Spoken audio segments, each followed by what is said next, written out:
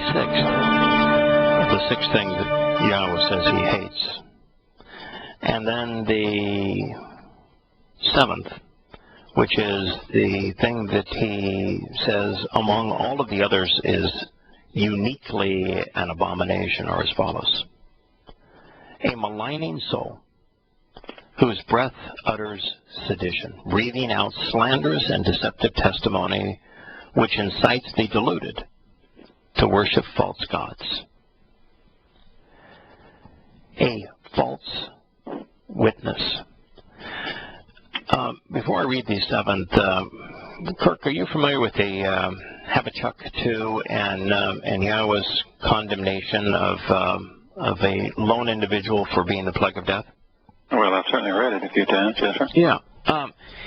Is there any chance that his condemnation of Shaul could be a condemnation of the place known as Sheol?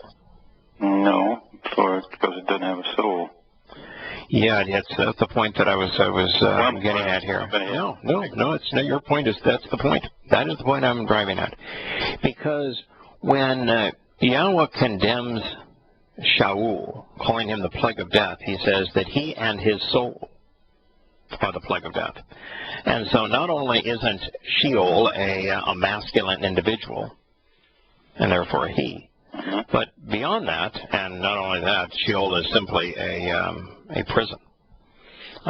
So it can't inflict any damage. And Sheol is a prison where no one dies. So Sheol can't be the plague of death, because if you're in Sheol, you're going to be eternally incarcerated. But it says that Shaul and his soul are the plague of death. So we're dealing with a single individual soul here. And it's the same one that is condemned in Chabauk 666 years before Paul would write his first letter. And so it's the same thing here. You should say that again, though, for your audience. Exactly 666 years before Paul would write his first letter to the Galatians, where he utters sedition, breathing out slanderous and deceptive testimony, which incites the deluded to worship false gods.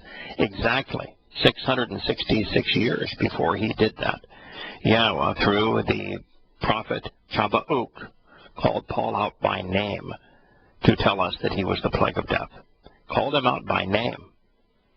Told us when he would come, that he would come during the fulfillment of the Moed, the meetings, which are Pesach, Matzah, Bakodim, and Shavuot, exactly when Yahushua was fulfilling these first four Moed Mikre.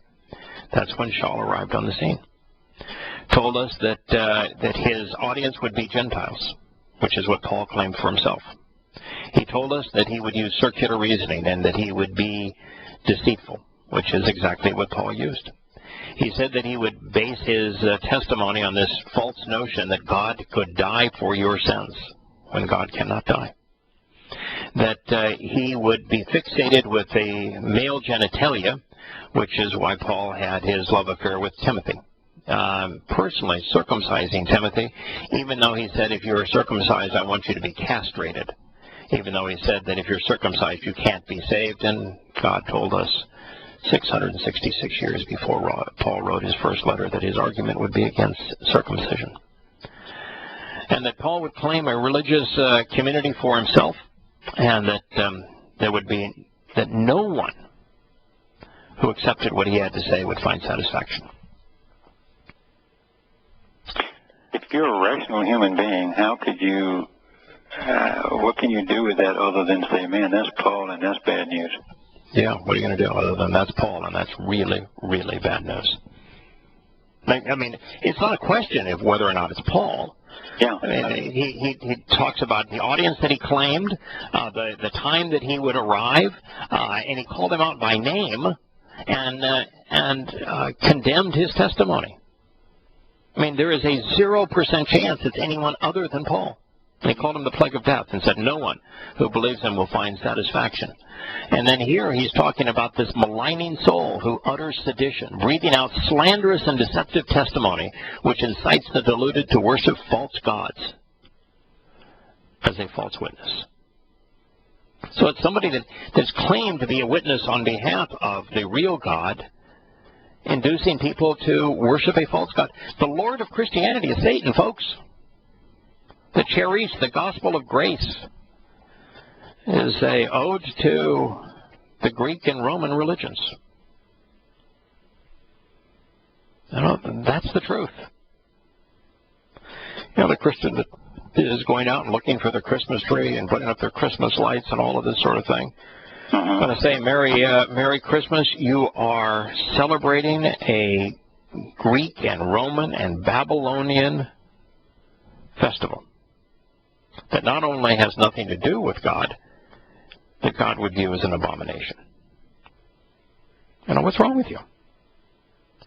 It goes on to say, and then, this is the abomination, and then one who claims to be sent out as a messenger to do away with something important. That's what Paul claimed, that he was the messenger of God, been hand-chosen by God, and that his purpose was to do away with the Torah and its covenant, replacing the Torah with his New Testament, with his gospel of grace, with his faith-based religion. With a faith-based religion, you don't need to know who God is.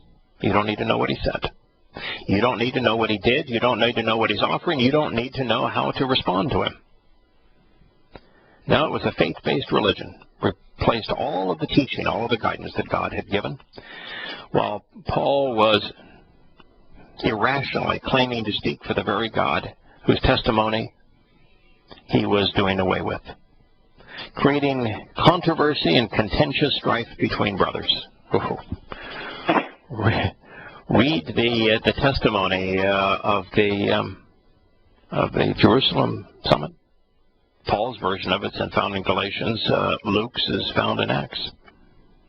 And then look what Paul would say about Shimon Kephesh in Galatians, condemning him. Look what he says in Timothy about Yahowah. Those are the top two disciples. No one that was closer to Yosha than Shimon Kephesh, Peter, and Yahowah and John. And the whole purpose of his second letter to Timothy is to have Timothy go in there and mop up the mess that Yahowah had made. That he had to rebaptize everybody because the baptism of Yahowah was totally and completely faulty, as was his message. That would mean the book of Yahowah would be false. That would mean that the book of Revelation would be false.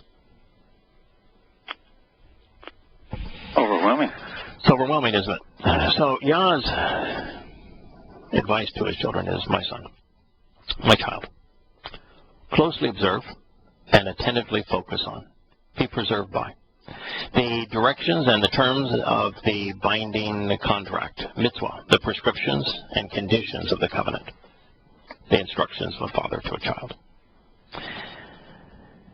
This covenant of your father, and do not actually forego or reject the Torah, which is the teaching and guidance of your mother. So, the antidote for Pauline Christianity that would do away with the Torah was to... That's what he actually said. Right. Is to not forego the Torah. So, if you choose not to forego the Torah, then you can't be a Christian. You can't lug around a Christian New Testament. You can't believe Paul.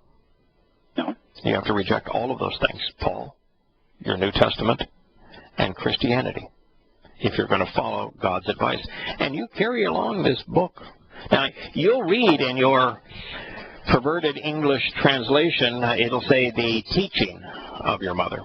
And it'll say teaching of your mother because they really want to translate Torah law. But it can't be translated law. It means teaching, direction, guidance, and instruction. So is there a problem in translating the Torah in this passage, as all English Bibles do, teaching? No, teaching is good, but the trouble with what they do with mother and father is they try to make it your earthly mother and father.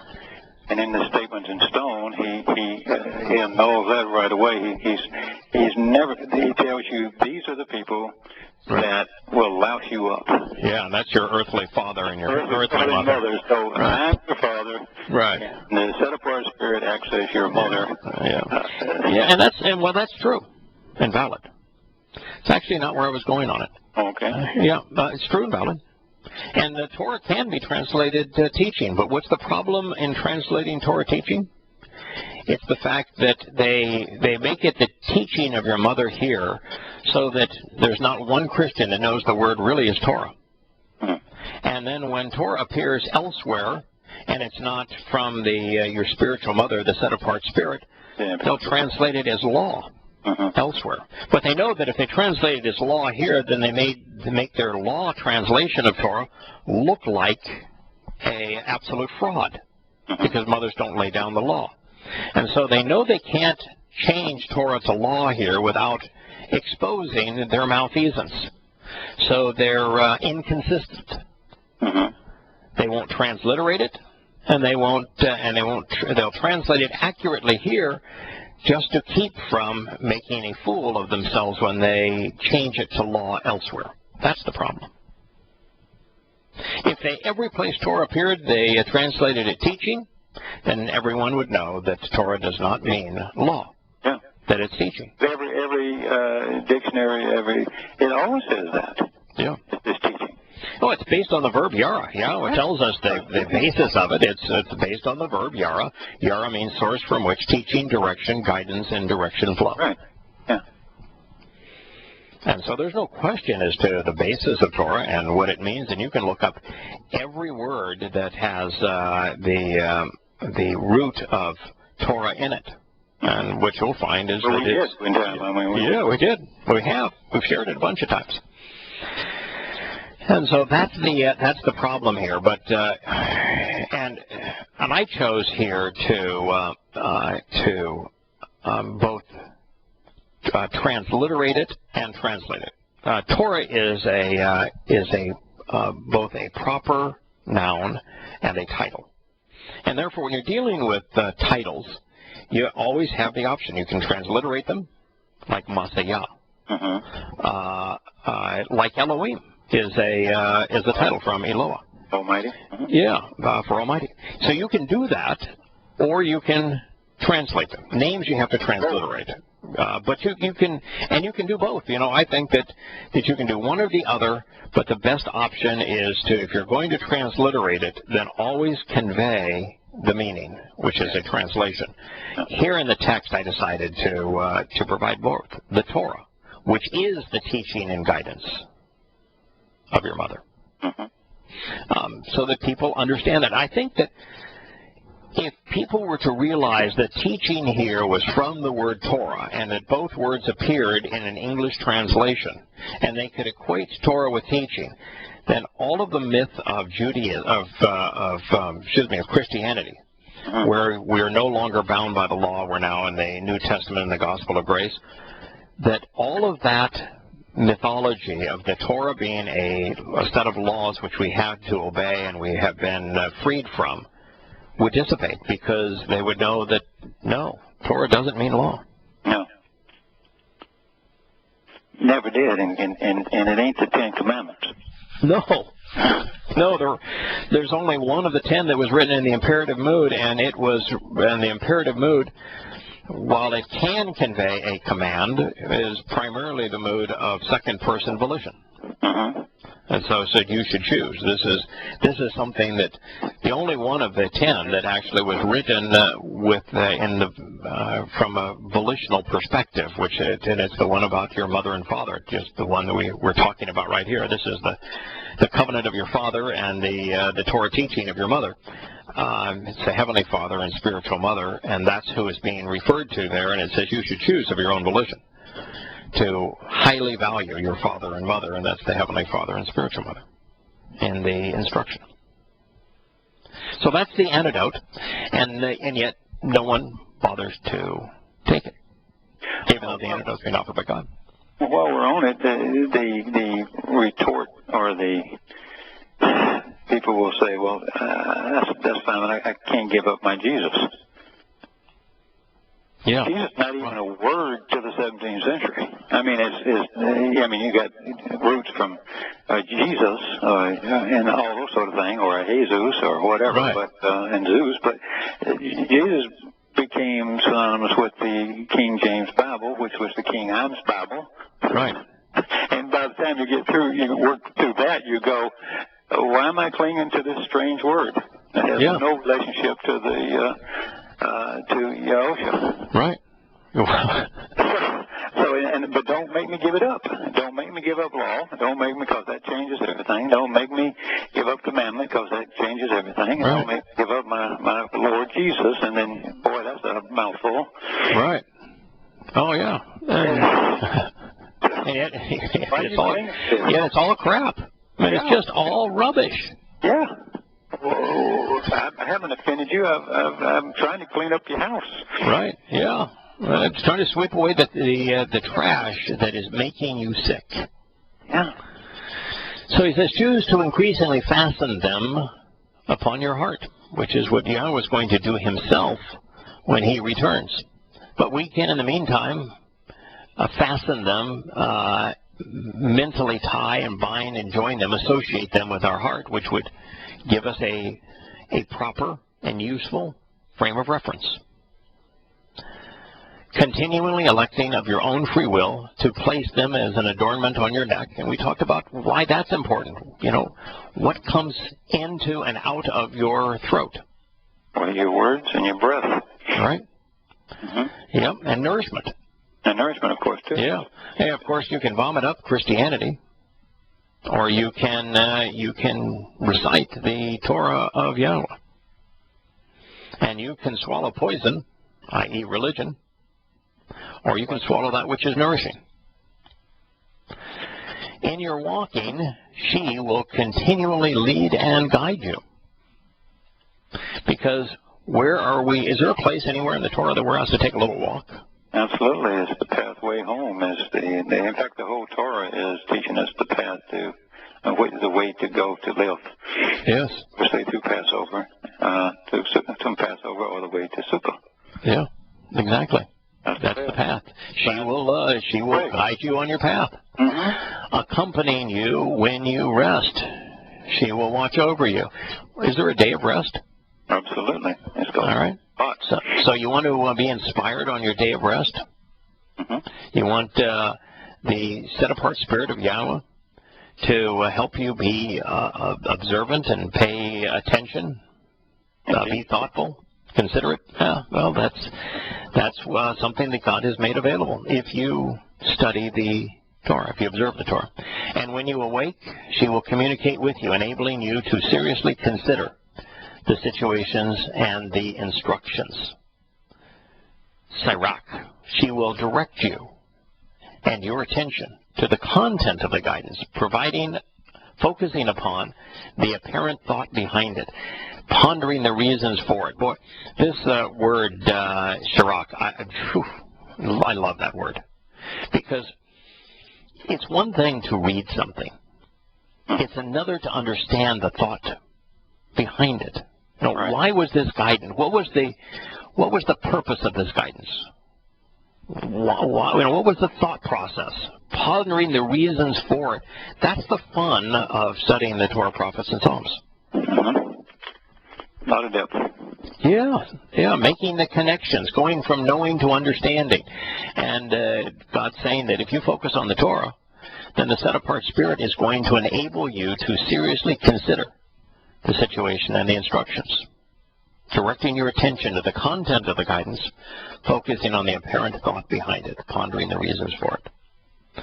Written in the call stem, which denotes a literal interpretation of the actual communication and consideration, and the imperfect conjugation, which conveys that we ought to be participating in this thought-provoking exchange on a regular basis. For indeed, the prescriptions and the conditions of the covenant, the mitzvah, are a lamp illuminated by olive oil, a near. And the Torah is a light. They are the way of lives for rational discourse about being right. Now, it's hard to imagine a more succinct statement by Yahowah, particularly since this is a statement that no Christian can acknowledge. No Christian can accept.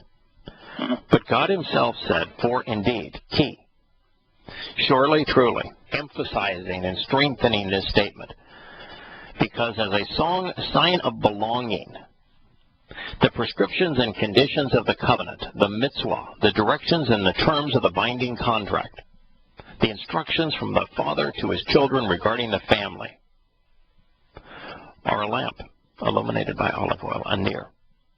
N-Y-R. Want to take a stab at defining near? N-Y-R. Son, of course, that's an inheritance. Yeah. Yeah, a child born with an inheritance. Sure, and the Y is the helping hand of Yahweh reaching down to lift us up. So not just any child.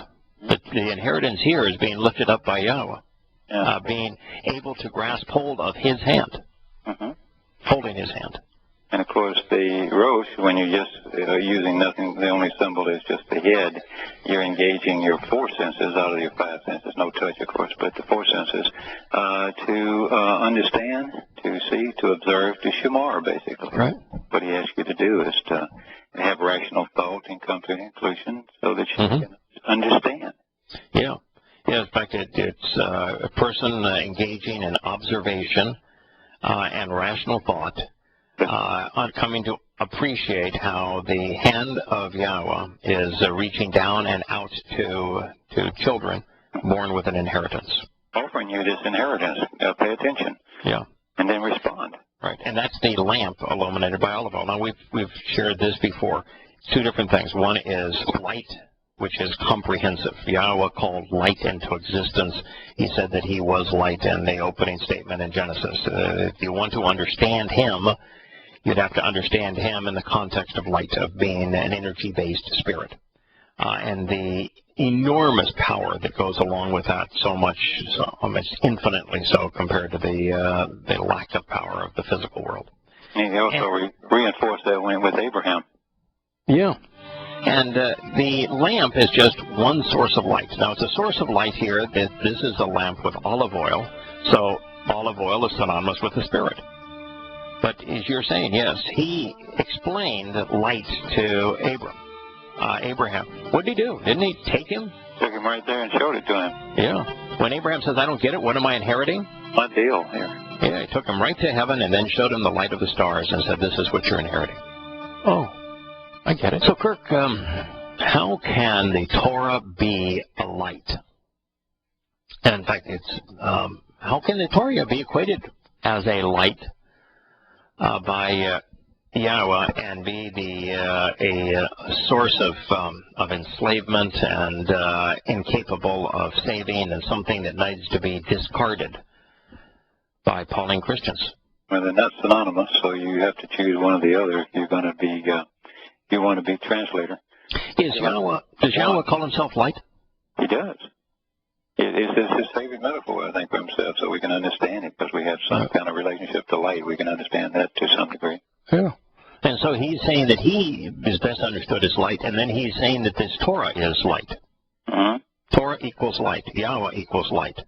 And we use the comic strip with the eyeball, with the light bulb rather coming on when you. Oh, sure. God here, I mean, it's in our culture, it's in our everything we think. So if I were to give you these two equations, Yahowah says Yahowah equals light, and right here he said Torah equals light. What other conclusion can you draw? Well, then it makes sense of why he called himself the Word. Yeah. Well, one comes to mind. Immediately, the Word is enlightening. Yeah. How about the most simple conclusion of all? Yahowah equals light. Torah equals light. The common denominator is light. Therefore, by substitution. The Torah is synonymous with Yah. Yeah, that's Yahowah. Yahowah equals Torah. Torah equals Yahowah. Right. When you annul the Torah, when you do away with the Torah, when you besmirch the Torah, when you want no association with the Torah, you are besmirching and annulling God. You've totally rejected Yah with it. That is correct. They are totally synonymous. Yeah. That is absolutely correct. They are synonymous. That's the beauty of this. Now, Paul said that it was impossible for the Torah to save in Galatians, and in Romans he refers to the Torah, he equates the Torah to a dead husband. So the Torah is dead, and it cannot save, according to Paul. Now, mind you, that's not according to me, that's not according to God, that's not according to Yahowah, but he never proves it, he just says it. Yeah, of course. Say anything you want, but that'll prove nothing. Well, you probably ought not say anything you want, because you ought not say that. But no, but I mean, but that's his claim. Say anything you want, but they got to prove it, and he never offers his proof of anything. So here he's saying that the conditions of the covenant and the Torah are not only a lamp and a light, they are the way of lives. Mm-hmm. So if I'm understanding it here, you and I can only have two lives. That most people only have one life, mm-hmm. and that there's those of us who have accepted the covenant as it's in the Torah actually have two lives.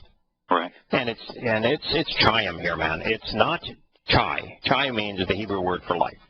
It's chayim. Y-M in Hebrew plural. Converts a singular thing to a plural. It's not a mistake. God didn't say it's the light of, the Torah is the light of life. He says the Torah is the light of lives. Right. So he's talking about two things. He's saying that his Torah is going to enlighten you in terms and guide you on how to get the most out of this life, your mortal life, and it's the only source that is going to get you to an immortal life. Right. Then you have to go to the nefesh, your soul, Mm-hmm. being your essence, and what's going to happen to it, and will it continue to live, and in what case, in which case, and what situation will it live in if it does? Right, because your body is not going to. No. Your bodies only have one life. There's only one life per body, but there can be two lives for a soul. Mm-hmm. But if you want the second life for a soul, according to Yahowah, the only way is the Torah and its covenant. And it's reinforced by Yosha, and you did like a whole week of programs on his discussion with Nicodemus. Yeah, but you know something? It's interesting here that Yahowah didn't use Bereth, which is the Hebrew word for the family-oriented covenant relationship. He used mitzvah. Do you wonder why he used mitzvah as opposed to Bereth? Well, it's the terms and conditions. There you go. Yeah. That's the terms and conditions, the directions and instructions regarding the covenant. Because just simply knowing that there's a covenant doesn't do any good. You got to know what the contract is. You got to know what this contract was written between Yahowah and humanity, and initially written with Abraham, and Sarah, and then with Yahowah reaffirmed it with their child Yitzhak, and then he reaffirmed it with his child Jacob. And then he reaffirmed it with the descendants of Yisrael. He renamed Jacob Yisrael. And he said there's one covenant for everyone. All right, so Yahowah has issued a covenant. Did he issue it just verbally or in writing? Both. Okay, so he has a verbal agreement that he affirmed in writing regarding this covenant. Does he ever say, I have two of them? Never. Never once. Always just one of them. And does he say this one is going to have a limited shelf life? Or does it say it's forever? Olam, forever. Olam, forever. Forever and ever. Okay, so he's got this covenant, and does he ask anything of Abram to participate, or said, oh, hey, Abram, I've got this covenant. You don't need to know anything about it. You can take it all on. Settlement, do nothing. I don't think. Yeah, you have it all on faith. I don't want you to do diddly squat. I'll do everything. You don't need to know anything. You don't need to come to know me. You don't need to listen to me.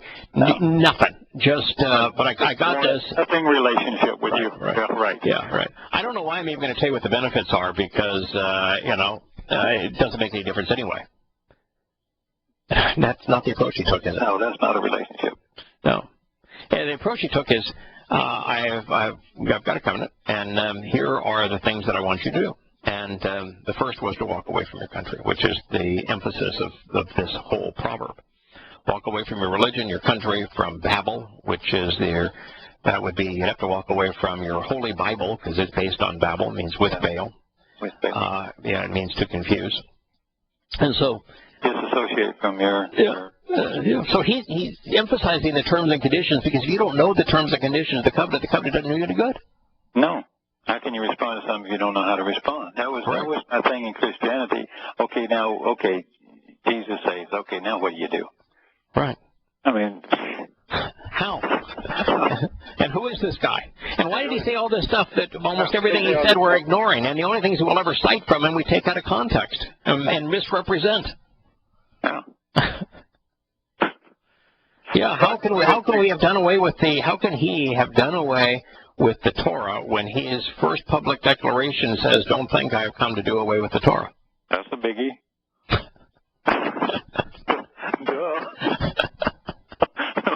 Okay, well, so it says that the Torah is the way, it's the path of lives. Right. Now, beyond that, what else does it say? It's about for rational discourse about being right, about the proper argument and logical debate, to reason, to prove, and to decide, to judge and to be correct, to be rational about being right. So, to your point that you mentioned the other day, is far better to be right than it will ever be to be good. He can take care of your shortcomings, but you have to be on the right path. Yeah. Paul was, David was seldom good. Yeah, he was, I'm not even sure he'd be a really good neighbor. No, but he was absolutely right when it came to the Torah and its covenant, the terms and conditions of the covenant. Remember, he taught it too, so, he taught the right way. Right. So, for rational discourse, that's a broadside against Pauline doctrine, because what Paul did is he said, the Torah means nothing because it's of the flesh, and what we're replacing it with is faith. So, with faith, there is no rational discourse. Matter of fact, faith trumps reason. It's a substitute for reason. There is no right or wrong in Christianity because there is no substance to Christianity. No, Paul didn't provide any substance. It's all faith. It's all make-believe. How do you believe something if you couldn't prove it? It's just speculation. It's a theory. Right. So you can't have a rational discourse about Christianity. In fact, my whole argument about Christianity is that you cannot be an informed and rational Christian. It's impossible. If you're informed and rational, you cannot be a Christian. And so that's what God is saying, that the Torah is not only the way of lives, but it's the best means to engage in a rational discourse. Now, not a rational discourse on everything. The Torah doesn't really have a lot to say about how to mash potatoes into a pleasing paste. If you want to know how to cook your rhubarbs, you're not going to find that. There's no rational discourse in the Torah on rhubarb preparation. No, that's you can eat whatever vegetables you want. Yeah, but there is a rational discourse in the Torah about being right, about being accurate and correct in teaching, about living a life that is disciplined and moral, self-control, where you exercise good judgment. Right. And you raise your children appropriately. Right. Yet God wants you to engage in a rational discourse so that you know what is right and what is wrong, what is true and what is false, what is productive and counterproductive. That's why we do this program. Yes, sir.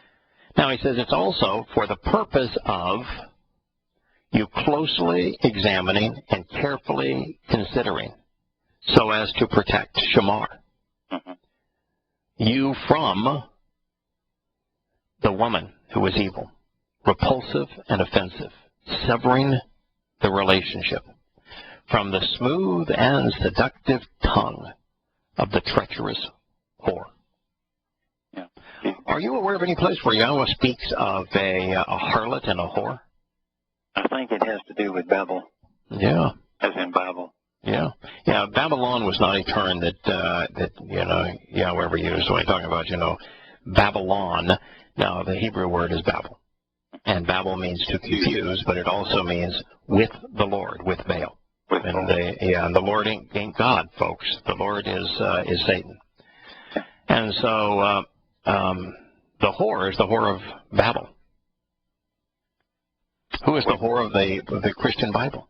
Well, of course, is the one who joined it was Paul. Yeah. And the Roman Catholic Church is if you were to take a whore, the whore of the Bible would be the group that put it together the way it is right now. Yeah. Roman Catholic Church.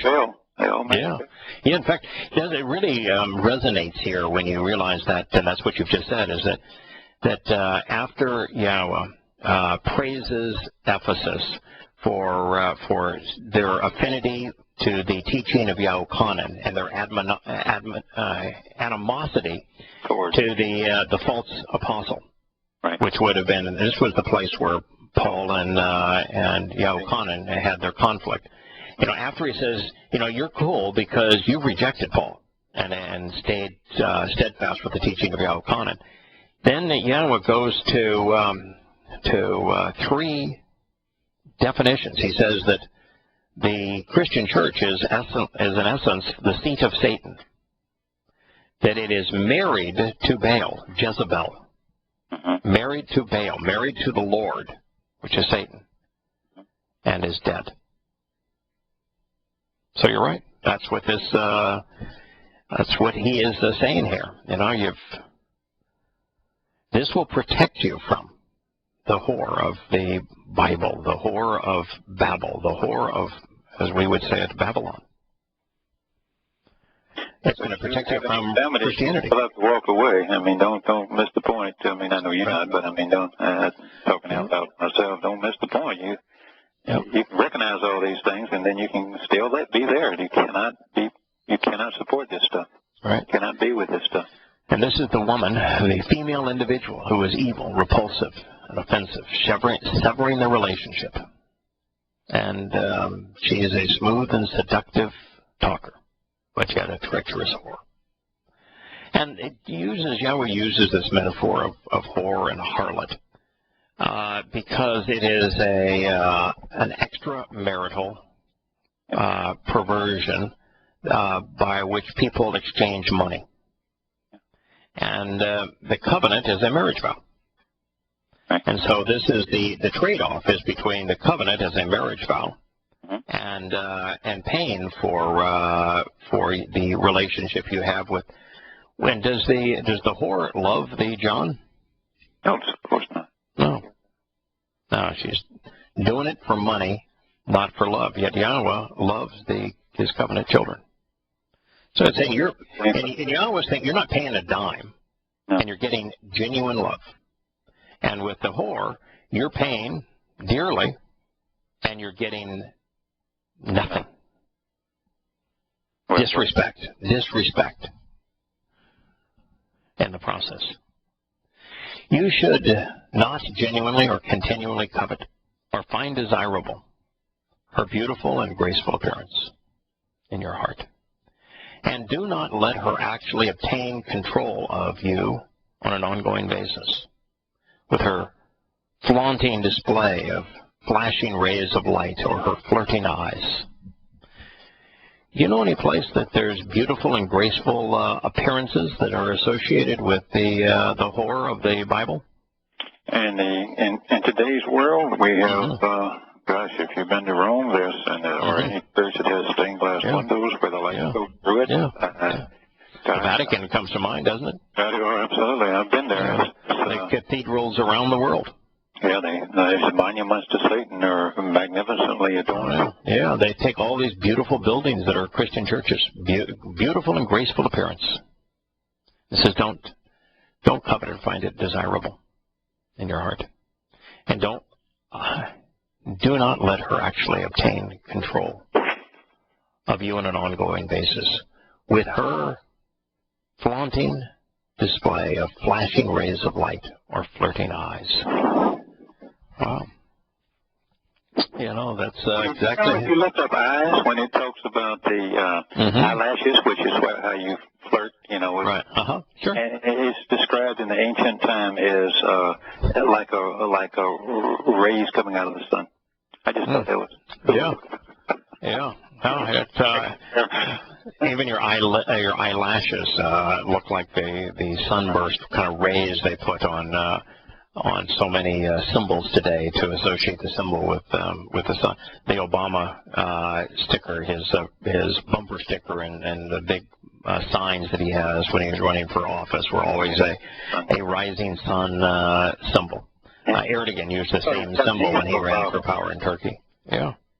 You go into a Catholic church and you will see sunbursts and halos and this sort of thing everywhere. Everywhere. Right. Oh, yeah. Round disc with all the rays of the sun, and nobody can figure that out? Come on. Yeah. And what did Paul claim when he was on the road to Damascus? What did he claim? How did he see flashing rays of light? That's what he said. Blinded him.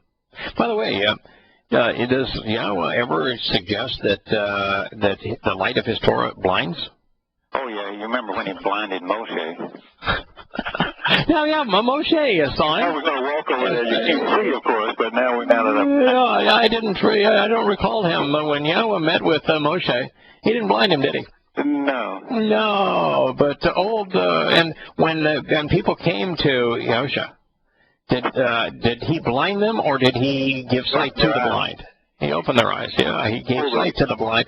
But no, this spirit that Paul wants Christians to believe is Jesus. He blinded him. It must have been a bad day. Now, those who were lame and were having trouble just maneuvering in life, didn't he cause the lame to walk? Mm-hmm. Yeah, but with Paul, he was having a bad day because what did he do? He cast him down to the ground so that he immediately, rather than being able to walk, he was thrust down to the ground, and it took him days to recover. It was such a uplifting experience. Like to kill him. Like to kill him. And you can't figure out that isn't the same spirit. I mean, come on, Christians. It's so obvious. And here he's poking fun at Paul, saying, don't be tricked by the flashing rays of light. Just to keep the record straight, I fell for all this stuff too. So if you're. Oh yeah, I did. Once you see it in print, once you really look at it, you go. Yeah. Am I such a fool? Yeah, I didn't. I fell for Pauline Christianity to believe as Paul wants you to believe that he was inspired by God. I'm sorry. There's a zero possibility of that. For indeed, the price of the loathed female whore is as much as an everlasting loaf of bread.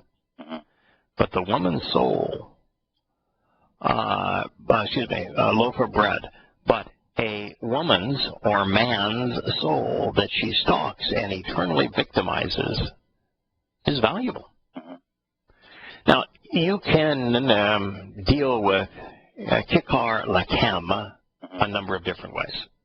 It's he's either just itemizing. He says, with this whore, you're selling your soul in essence, but you're paying her with the equivalent of a loaf of bread. And you can say, all right, so it's just he's just saying that's the price of a life. Yeah, it's the price of a prostitute. Yeah, but if you really consider kikar lakem, it can either be 70 pounds or an unbroken expanse of grain, a round wafer from ka'ar to whirl around, or but you can also have it as contrasting the bread of life, matzah.